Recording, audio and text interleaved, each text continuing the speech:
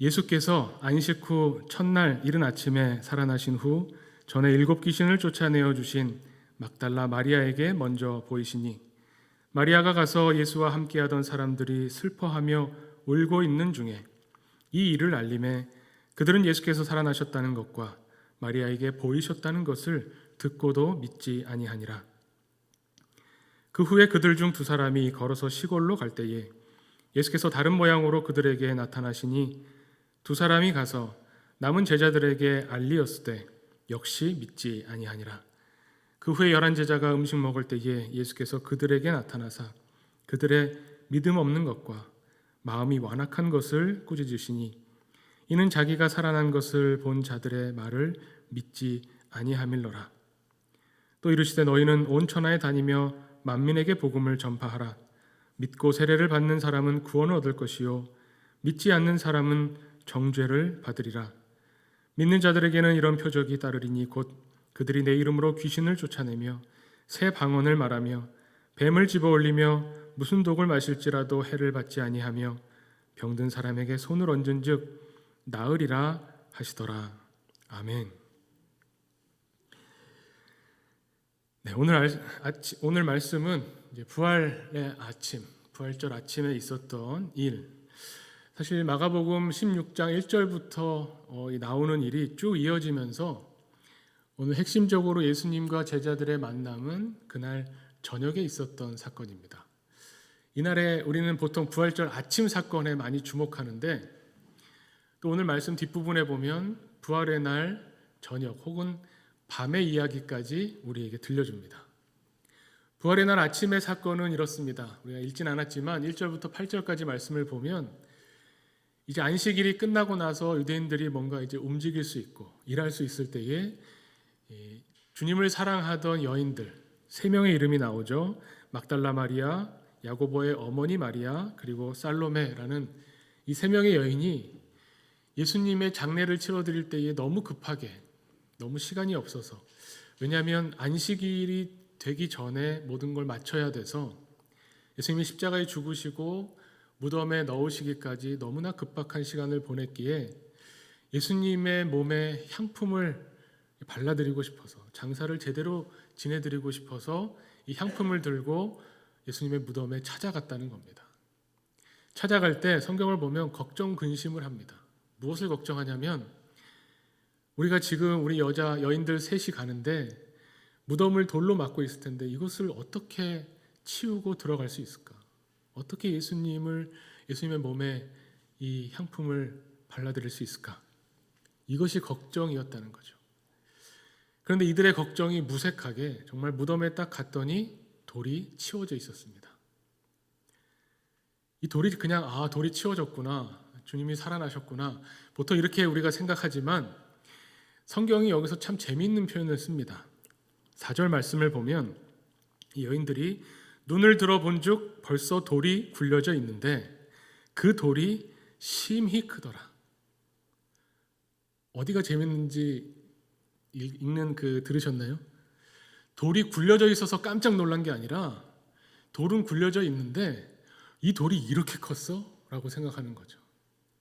그 말은 뭐냐면 가면서도 그래도 찾아갔다는 이야기는 막연히 걱정하면서도 이 돌을 어떻게 치우지? 걱정하면서도 어떻게 생각했냐면 그래도 우리 셋이 힘을 합치면 조금이라도 이렇게 흔들려서 한 사람 빠져나갈 정도의 간격은 벌릴 수 있지 않을까? 혹시 소문대로 누가 지키고 있다면, 로마 군인이라도 있다면 부탁하면 옮길 수 있지 않을까? 걱정 근심을 하면서 갔는데 어떻게 보면은 조금도 주님이 살아나셨을 거라는, 평소에 말씀하시던 부활하셨을 거라고는 상상도 못하고 그냥 막연하게 우리 힘으로 어떻게 해보면 되겠지, 그때 가서 생각하면 뭔가 수가 나겠지, 그런 마음으로 갔다는 거죠. 근데 가서 보니까 돌이 너무 큰 겁니다. 야, 이거는 우리 힘으로 어찌 할 수가 없었겠구나, 이런 것을 깨닫는 겁니다. 그런데 그 돌은 이미 치워져 있었다는 거죠. 이 이야기를 들을 때 가만히 생각해 보면 예수님이 부활하셨다고 하는 것, 주님이 살아계신다고 하는 것을 믿었다면 전혀 할 필요가 없는 걱정이었죠. 이런 보통 쓸데없는 걱정이라고 하죠. 쓸데없는 걱정을 할 필요가 없는데 했다는 겁니다. 해봐야, 걱정해봐야 가서 보면 어차피 여인들의 힘으로, 우리 힘으로는 해결할 수 없는 일이었는데 부활하신 주님을 믿을 수 있었다면, 부활하신 주님을 체험하고 주님이 살아계신다고 생각하고 갔다면 전혀 할 필요 없는 에너지를 낭비한 겁니다. 걱정, 근심하느라고. 이런 묘한 울림을 주면서 그 이후에 이어지는 이야기를 보면 어쨌든 예수님이 거기 계시지 않다, 죽음에 계시지 않다, 살아나셨다라고 하는 소식을 제자들에게 전하는데 제자들이 믿지 않았습니다. 그리고 또 엠마오로 가는 두 제자, 우리가 잘 알고 있죠. 그 제자들이 예수님을 경험하고 만나고 예수님이 축사해 주시면서 떡을 떼던 그 예수님을 알아보고 달려와서 그날 밤입니다. 그날 밤에 달려와서 제자들에게 증언하는데 제자들이 믿지 않았습니다. 이 제자들의 상태는 어땠을까요? 저는 이 여인들의 상태나 제자들의 상태나 처음엔 사실 똑같습니다. 제자들보다 여인들이 먼저 부활하신 주님을 알았다, 그게 중요한 게 아니라 여인들도 부활하신 주님을 만났더라면, 체험했더라면, 믿었더라면 하지 않았을 걱정과 근심에 쌓여 있었던 상태였죠. 이 제자들도 마찬가지입니다. 듣고도 믿지 않았다면 믿지 않았기 때문에 겪게 되는 근심, 걱정, 불안이 있는 겁니다. 오늘 우리 읽은 말씀에도 보면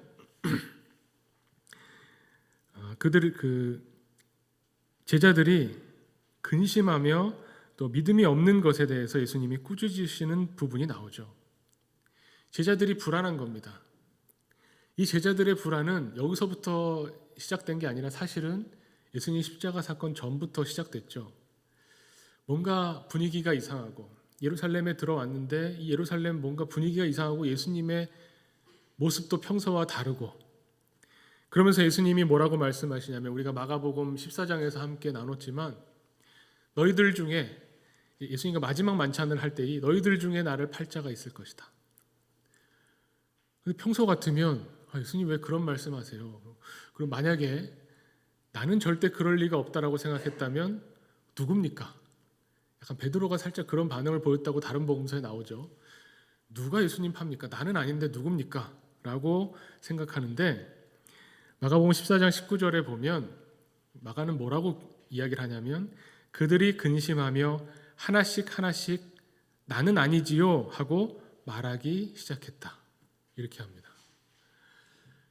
예수님이 너희 중에 나를 팔 자가 있다라고 했을 때 한 사람씩 한 사람씩 마음이 흔들리고 불안하고 근심에 쌓이게 되면서 주님 나는 아니지요.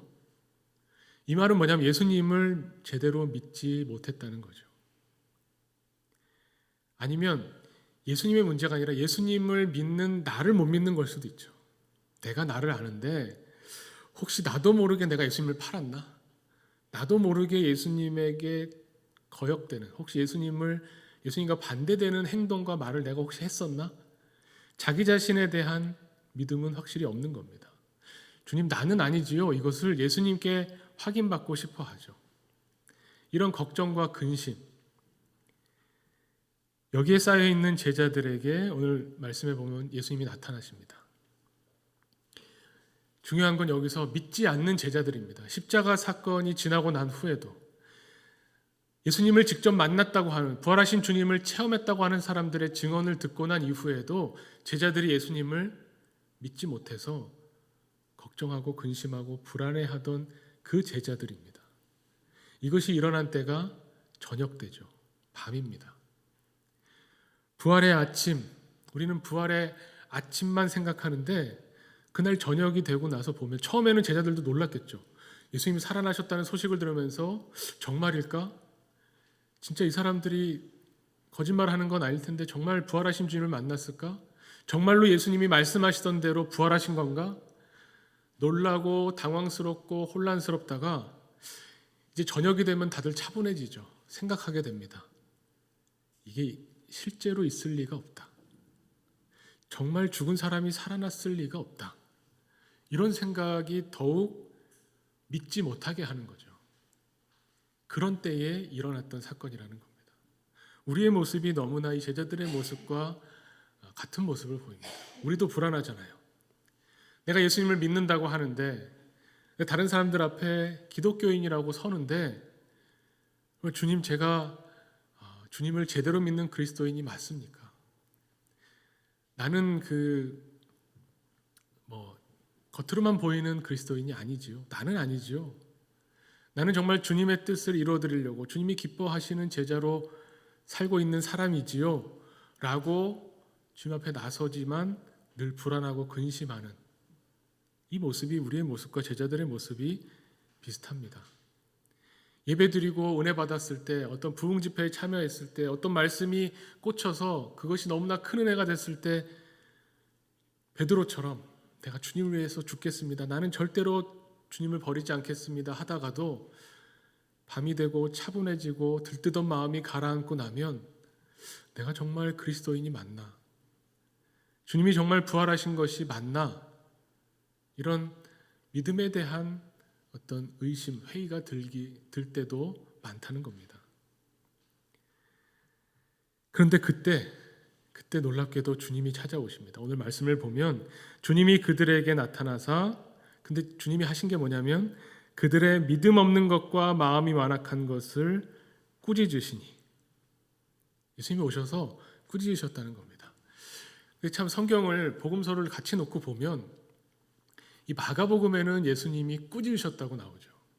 근데 요한복음에 보면 너희에게 평강이 있을지어다, 한마디도 예수님이 제자들을 나무라거나 혼내지 않으세요. 저는 이것이 마가와 요한의 어떤 차이점인 것 같아요. 마가복음은 전체적인 이 과정을 보면 예수님의 제자들에 관해서 굉장히 비우호적입니다. 우호적이지 않아요. 예수님이 제자들을 이전에도 예수님이 많이 꾸짖으십니다. 너희가 아직도 알지 못하느냐, 깨닫지 못하느냐, 너희 마음이 이렇게 둔하냐. 심지어는 어린이들을 데리고 오는 사람들을 제자들이 막을 때에 예수님이 화를 내시면서 꾸짖으시죠. 어린이들이 나에게 오는 걸 막지 말아라. 마가복음은 그런 장면이 굉장히 많이 나옵니다. 그래서 마치 마가복음을 읽으면 참 제자들 못났다, 맨날 예수님한테 혼나고 요즘 말로 구사리 먹고 이 제자들 안 됐다라는 마음이 들 정도죠. 요한복음은 어떻습니까? 우리가 보통 알고 있는 요한이 스스로 주님께서 사랑하시는 제자, 나는 주님한테 정말 사랑 많이 받은 제자야. 요한에게 있어서 예수님은 큰 소리를 내셔도 그냥 아름다운 소리로 들리는 거예요. 야, 너희에게 평강이 있었으면 좋겠다.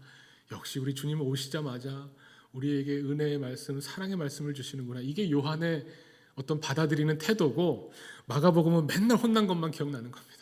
그렇게 하면 어떡하냐, 아직도 깨닫지 못하냐, 그렇게 하면 안 된다. 그런데 요한의 태도로 예수님 말씀을 받는 것도 참 은혜가 있지만, 저는 오늘 말씀을 읽으면서 주님이 오셔서 이 꾸짖으셨던 것, 이것이 마가와 그 제자들에게 얼마나 큰 감사였을까를 생각합니다. 우리가 보통 어린 시절에 부모님이 집에 안 계실 때 뭘 잘못하고 나면 아이고 큰일 났다, 그리고 대충 덮어두고 조마조마한데 어머니 아버지가 돌아오셔서 그냥 넘어가면 그때부터 계속 불안하죠. 언제 혼날까? 혼날 때까지 불안합니다. 한번 시원하게 혼이 나면 그 다음에 그 불안이 없어지는데, 혼나기 전까지 왜 안 혼내지? 아직 못 보셨나? 내가 잘못한 거 아직 모르시나? 알면 난 이제 죽는구나. 그 불안이 사실은 굉장한 형벌 같죠. 징벌 같아요. 근데 한번 혼나고 나면 지나가는 거죠. 마가의 태도는 그런 겁니다. 주님이 한번 꾸짖으셨기 때문에 그 꾸짖으심으로 주님과의 관계가 다시 새로워집니다. 그리고 이 꾸짖음은 그 전의 꾸짖음과는 좀 다르죠. 제자들이 볼 때, 마가가 느꼈을 때 어떨 것 같아요?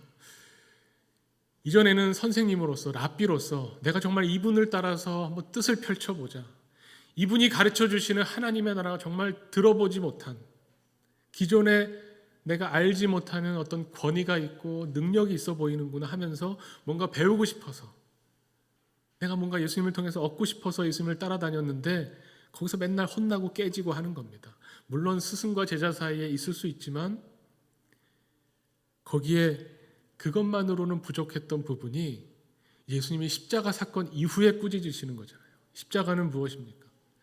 내가 너를 위해서, 너를 사랑해서 내 생명을 내어주었다는 사건이죠. 예수님이 나를 위해서 십자가를 지시고 죽으셨다는 것을 보여주신 이후에 부활하신 주님이 나타나셔서 꾸짖으시는 그 꾸짖으심은 정말 말로 할 수 없는 하나님의 사랑을 느끼게 해주는 겁니다. 제자들이 이후에 이제 변하는 겁니다. 여인들이 와서 내가 예수님을 만났다고 아무리 이야기해도, 엠마오로 가던 두 제자가 와서 아무리 이야기해도 믿지 않고 믿지 못했는데, 주님이 나타나시고 주님을 경험하고 나니까 이제 주님을 위해서 내 생명을 내어드립니다 라는 제자들로 다시 태어나게 되는 거죠. 이것이 부활입니다. 우리에게 있어서 부활이 무엇일까? 부활이 어떤 의미일까? 우리에게 부활은 아주 단순하지 않습니다. 기독교에 있어서 부활도 그냥 교리적이고 배워서 알고 이해하고 이것으로 그칠 수가 없습니다. 조금 더 교리적으로 분석적으로 생각해 보면 2000년 전에 우리의 역사 가운데 부활하신 주님, 그것이 우리에게 얼마나 복음입니까? 그 복음을 믿는 것, 그것이 부활 신앙이죠. 맞습니다. 그리고 부활은 과거의 일로만 그치는 것이 아니라 미래의 소망을 줍니다. 주님이 부활하셨듯이 우리도 죽지만 죽고 나면 주님이 부활하신 것처럼 우리도 부활한다. 하나님이 우리를 다시 살리신다라고 하는 것을 우리가 믿습니다. 그것이 또 부활 신앙의 믿음입니다. 그런데 과거에 있었던 일을 믿고 앞으로 일어날 일을 믿는 것으로 충분하지 않다는 겁니다. 부활 사건이라고 하는 것은 지금 나에게 이 부활이 일어나느냐 하는 것의 문제입니다. 과거를 믿고 미래를 믿는 것에 그치지 않고 지금 이 부활을 살아야만 이 부활이 나와 관계 있는 부활이 되는 거죠. 부활이라고 하는 것은 그래서 이렇게 구경하는 게 아닙니다. 여기 본다 하는 말이 성경에 참 많이 나오는데 보고 믿은 사람들을 보는 거죠. 우리는 성경을 읽는다는 건 그런 의미가 있잖아요. 예수님을 보고 믿은 사람들, 체험한 사람들을 보고 우리는 그 사람들의 이야기를 듣고, 그래서 마치 어떤 부활 사건이 무대 위에 올려져서 이렇게 우리 눈에 보여질 때 우리는 그것을 관객처럼 이렇게 보면서 과거의 부활은 있었어. 내가 믿어. 그러면 그게 믿음이라고 생각하는데 아닙니다. 특히 부활이라고 하는 것은 무대 위에 내가 뛰어 올라가서 내가 거기서 같이 부활을 살아낼 때, 나도 부활될 때, 현재 지금 여기서 내가 부활을 누릴 때 그것이 우리의 부활 신앙입니다. 주님이 그것을 말씀하시는 겁니다. 왜 믿지 못하느냐? 이 사람들의 증언을 듣고 너희는 그 증언을 왜 너희의 부활로 살지 못하느냐? 이것을 꾸짖으시는 거죠. 이것을 꾸짖으실 때 오히려 그 꾸짖음을 통해서 주님의 사랑을 깨우치는 겁니다. 부활이 뭔가를 깨닫게 되는 겁니다. 시원하게 주님한테 한번 꾸짖음을 듣고 혼이 나고 나니까 그래, 주님이 살아계셔서 지금 이 순간 나와 함께 하시는구나. 성경을 읽을 때 그것이 우리 마음에 찔림이 있고 내가 정말 그리스도인인가 아닌가를 끊임없이 불안해하고 의심하면서 괴롭더라도 괴로운 과정 중에 있다가 주님 말씀을 읽으면서 찔림이 있을 때 그 찔림을 통해서 그 주님이 지금 나에게 말씀하시는구나. 주님의 뜻을 이루어드리라고 그리스도인답게 살라고 나에게 또 오늘 말씀하시는구나. 그 말씀을 통해서 우리는 부활을 경험하게 되는 겁니다. 부활이 그래서 우리가 너무 큰 부활만 생각합니다. 죽고 사는 것을 부활체로 오신 주님의 과거의 사건을 믿느냐 못 믿느냐, 또 앞으로 종말론적인 부활신앙, 앞으로 주님이 오셔서 우리도 부활할 것을 믿느냐 못 믿느냐, 굉장히 중요하고 큰 문제죠. 근데 그런 종말론적인 큰 부활만 있는 게 아닙니다. 부활은 작은 부활도 있습니다. 우리의 일상 속에서 우리가 경험하게 되는 부활이 있습니다. 그 부활은 우리 귀에 어떤 사람에게는 꾸짖음으로, 어떤 사람에게는 사랑의 말씀으로, 어떤 사람에게는 위로가 되고 붙잡아서 일으키시는, 우리가 아무리 못나고 우리가 실패하고 제자들이 실패하는 것처럼 제대로 예수님을 이해하지 못하고 부활을 믿지 못했던 이 제자들의 실패에도 불구하고 주님이 끝까지 제자들을 믿으시며 너희가 가서 복음을 전해라, 이것으로 말미암아 다시 일으키시는, 실패해도 잘못돼도 죽어도 다시 살리셔서 다시 시작하시는 하나님의 이 부활의 능력을 오늘 우리가 체험하는 것에 우리의 부활신앙이 있습니다. 우리가 부활이라고 바라보는 것은 여기에 있는 거죠. 이것을 어떻게 체험하느냐의 문제입니다. 성경에 재밌는 게 부활에 대한 설명이 나오지 않아요. 부활이 뭐다라고 말해주지 않습니다. 부활은 그저 우리가 체험해서 우리가 표현하는 겁니다. 우리가 부활을 어떻게 체험할 수 있을까? 아주 작은 일상부터 생각할 수 있죠. 잠을 자고 일어나는데 일어날 때 잘 때는 너무 피곤하고 혹은 여기저기 아플 수 있죠. 관절이 아프다가 아침에 일어나는데 안 아파요. 그럴 때 내가 다시 아픈 게 없어졌구나. 몸이 다시 좋아졌구나 생각할 수 있죠. 우리 몸에 대한 부분도 굉장히 우리가 중요합니다. 오늘도 우리가 사도신경으로 고백했죠. 우리는 무엇을 믿습니까? 몸의 부활을 믿습니다. 몸이 다시 사는 것. 우리 요즘에 보면 우리 교우들 중에도 코로나에 확진되거나 이미 걸렸다가 나오신 분들 굉장히 많습니다. 한 번씩 다 걸리고 나면 이제 더 이상 문제가 안 될 것 같다 생각할 정도로 거의 다 온 것 같이 걸리셨던 분들이 많은데, 확진되는 거는 뭐 중요한 게 아닌데 얼마나 아프냐가 또 중요하죠. 그래서 뭐 소식을 주고받고 안부를 묻다가 뭐 확진됐는데 이제 다 지나갔습니다 하면 괜찮은데, 어떤 분은 제가 코로나 확진됐습니다. 그래서 어떠셨어요? 그러면 3일 동안 죽다 살았습니다. 이렇게 얘기를 하세요. 마음이 너무 아프고 기도가 되지만 또 한편으로 그 말을 가만히 들어보면 3일 동안 죽다 살았죠.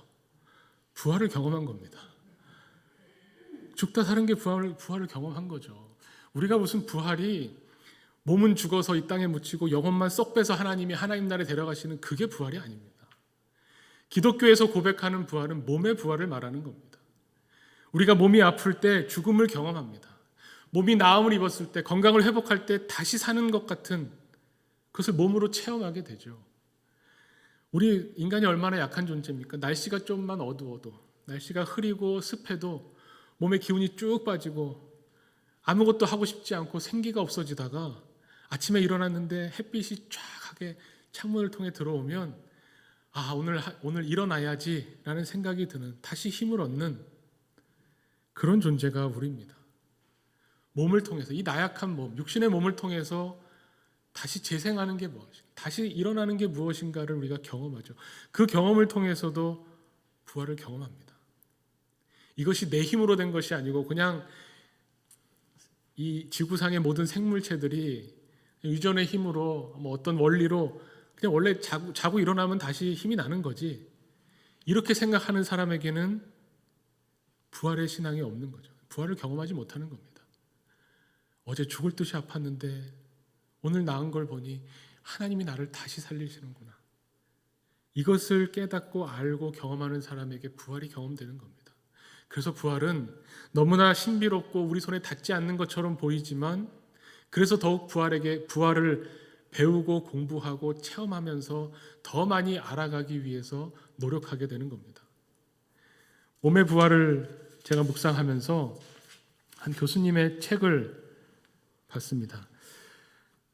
신학교 교수님이신데 사실 이분이 암 선고를 받으시고 마지막 돌아가시기 전 6개월 동안 글을 쓰셨던 것들을 이제 후배들이 또 가족들이 모아서 책을 냈습니다. 거기에 보면 이분이 몸의 질병 때문에 죽음을 앞두고 이제 깊이 어떻게 보면 죽음을 공부하는 거죠. 죽음 공부가 또 생명의 공부죠. 이런 말씀을 하시더라고요. 질병으로 얻는 최대의 부차적 소득이란 무엇인가? 나는 몸이라는 사실이다. 내가 몸이라는 것을 깨달았다는 거죠. 예수님도 몸을 가진 존재였다는 사실의 확인이다. 몸을 통하지 않는 진실은 거품에 불과할 것일지도 모른다는 깨달음이다. 오 주님, 몸이 생명입니다. 몸이 진실입니다. 이것을 깨달았다는 거예요. 몸으로 겪으면서 몸이 생명이구나. 하나님이 우리에게 몸을 주셨는데 이 육신의 몸에 우리의 생명을 함께 주신 겁니다. 몸이 곧 생명이라는 것을 깨달을 때에 부활이 뭔가를 조금 더 알 수 있고 배워갈 수 있다는 겁니다. 우리는 몸이 아플 때, 몸이 괴로울 때, 혹은 정신적으로, 정신과 몸은 또 하나죠. 어떤 풀리지 않는 어려운 문제 가운데 있을 때 죽을 것처럼 식음을 전폐하며 괴로움 가운데 있을 때에 그것을 해결해 주시는 하나님의 은혜를 체험하면서 다시 사는 것이 무엇인가, 지금도 살아계셔서 부활하신 주님이 나와 함께 하신다는 것이 무엇인가를 조금씩 깨닫고 경험하고 배워가는 겁니다. 부활은 공부하는 거예요. 여기서 말하는 공부는 몸으로 깨달으면서, 삶으로 깨달으면서 배워가는 것을 말하는 겁니다. 우리가 고난을 겪을 때 어떻게 생각합니까? 이 고난을 물론 빨리 피하고 싶죠. 고난에 대해서 우리가 사순절 내내 주님의 고난에 대해서 묵상하며 생각했는데, 모든 고난을 이걸 하나님이 다 주셨다, 하나님 뜻이다라고 생각할 수는 없습니다. 그건 너무나 분명하죠. 고난당하는 것 자체가 하나님의 뜻은 결코 아닙니다. 오히려 성경은 우리에게 뭐라고 말씀하냐면, 우리가 생명을 얻기를 원하고 하나님을 사랑하기를 원하고 모든 사람이 하나님의 구원에 이르기를 원하신다고, 하나님이 원하시는 것은 거기에 있다고 우리에게 말씀합니다. 근데 그럼에도 불구하고 우리에게 고난이 있을 때, 이 고난이 닥칠 때 우리가 하나님이 주시는 주님의 뜻 안에 있느냐, 그러니까 우리 보통 성경에 표현하듯이 주 안에 있느냐 주 밖에 있느냐에 따라서 이 고난이 우리에게 달라지는 겁니다. 하나님 우리를 고난받기 위해서 고난 주시는 건 아니지만, 우리에게 고난이 닥쳐올 때 우리가 주님 안에 있기만 하다면 이 고난을 통해서 하나님의 사랑을 경험할 수 있습니다. 이것은 분명합니다. 이 고난을 통해서 어떻게 보면 이 고난이 우리에게 하나님을 경험하게 하는 통로가 될 수 있다는 겁니다. 그렇게 만들어가는 사람들이 그리스도인들입니다. 몸이 아프고 여건이 어려워지고 정말 죽고 싶을 만큼 문제가 해결되지 않는 그 고통 가운데서 하나님 앞에 부르짖으며 끝까지 주님 안에 거하려고 하는 사람들에게 그 고난을 통해서 우리에게 베풀어 주시는 하나님의 사랑, 하나님의 은혜, 십자가를 바라보게 하시고 그 십자가의 고통이 마지막이 아니라 거기에서부터 일으키시는, 하나님이 일으키셔서 우리에게 보여주시는 이 부활의 사건, 이 부활의 신앙을 통해서 다시 살게 하시는 하나님을 우리는 경험할 수 있다는 겁니다. 그럴 때 우리에게는 이 고난이 의미가 있습니다. 일상 속에서 우리가 부활을 경험하고 배워갈수록 우리는 고통받을 때마다, 고난당할 때마다 이 고난이 쉬워지는 것은 전혀 아니지만 이 고난을 통해서 더욱 하나님을 풍성하게 누릴 수 있다는 겁니다. 어떤 채찍으로 다가오시는 하나님, 내가 하나님께 맞는구나, 꾸짖음을 듣는구나. 어떤 사람에게는 한없이 품어주시는 하나님, 내가 뭘 잘못해도 주님은 늘 나를 안으시고 사랑한다고 말씀하시는구나. 사람마다 다가오시는 주님의 모습이 다를지라도 분명한 것은 예수 그리스도와 바꿀 만큼 우리를 사랑하신다는 겁니다. 우리를 너무 사랑하셔서 예수 그리스도를 죽음에서 일으키셨다는 겁니다. 우리가 아무리 못났더라도, 우리가 아무리 실패하더라도 그 실패에도 불구하고 우리는 하나님은 우리를 포기하지 않으시고 다시 새 창조로 우리를 인도하신다는 겁니다. 예수님의 부활을 경험한 사도 바울은 예수님의 부활을 경험하고 나서 이렇게 고백하죠. 고린도후서 5장 17절에 그런즉 누구든지 그리스도 안에 있으면 새로운 피조물이라. 이전 것은 지나갔으니 보라 새 것이 되었도다. 우리가 우리 일상 속에서 매일매일 새로워짐을 경험하게 되면 우리가 현재 부활을 사는 겁니다. 앞으로 장차 있을 부활 소망이 물론 있습니다. 죽음을 뛰어넘는 하나님이 우리에게 다가오셔서 주시는 생명을 바라보며 우리가 소망합니다. 그 소망은 또 매일매일 우리가 경험하는 부활을 통해서 계속 그 소망이 커집니다. 이 복음을, 이 기쁜 소식을 우리가 믿음으로 세상에 전할 때, 우리의 삶으로 부활이 무엇인가를 세상에 보여줄 때에, 그때 주님께서 우리를 제자로 너희가 가서 복음을 전하라 말씀하시는 이 예수님의 뜻을 우리가 이루어드리는 것이죠. 우리가 주님을 믿는 그 믿음보다 더 큰 믿음이 주님이 우리를 믿으시는 믿음입니다. 너희가 가서 전해야지. 내가 너를 믿는다. 제자들에게 너희가 가서 이 복음을 전해라. 너희를 통해서 내가 일하겠다 말씀하시는, 우리를 신뢰하시는 주님의 그 마음을 품고 우리가 오늘도 일어서기를 원합니다. 주님 안에서 새로워지고 주님 안에서 새 창조가 되어서 새로운 피조물로 오늘 하루도 힘차게 살아가기를 원합니다. 우리에게 있어서 부활은 오늘만 부활절이 아니라 이제 매일매일 주님의 부활을 경험하고 누리는 부활신앙으로 일어서는 우리 그리스도인들 하나교회 되기를 간절히 축원합니다. 함께 기도하겠습니다. 하나님 아버지, 우리에게 또 부활의 기쁜 소식 들려주시고 살아계셔서 역사하시는 예수 그리스도와 만나고 소통하는 귀한 예배의 시간을 허락하시니 참으로 감사합니다. 살아계신 주님을 바라볼 때에 믿지 못해서 걱정하고 근심했던 우리의 모든 불안과 우리의 불신이 사라짐을 경험합니다. 부활하신 주님을 바라보며 정말 우리가 마음을 쏟아야 할 것이 무엇인가, 우리가 마음 주며 흔들리지 않아야 할 것이 무엇인가를 다시 생각해 봅니다. 주님의 부활을 묵상하며 주님을 깊이 생각합니다. 오늘도 죽음을 또 생명을 공부하기 원합니다. 주님, 우리와 함께 하시며 우리의 걸음걸음을 인도하셔서 하나님이 기뻐하시는 이 부활의 신앙을 세상에 선포하는 하나님의 사람으로 서게 하여 주시옵소서. 우리의 삶을 통해서 우리의 기도와 우리의 찬양과 우리의 예배를 통해서 하나님 영광 받으시고 우리 한 사람 한 사람 하나님께서 붙잡으시며 인도하여 주시옵소서. 예수 그리스도의 이름으로 기도하옵나이다. 아멘.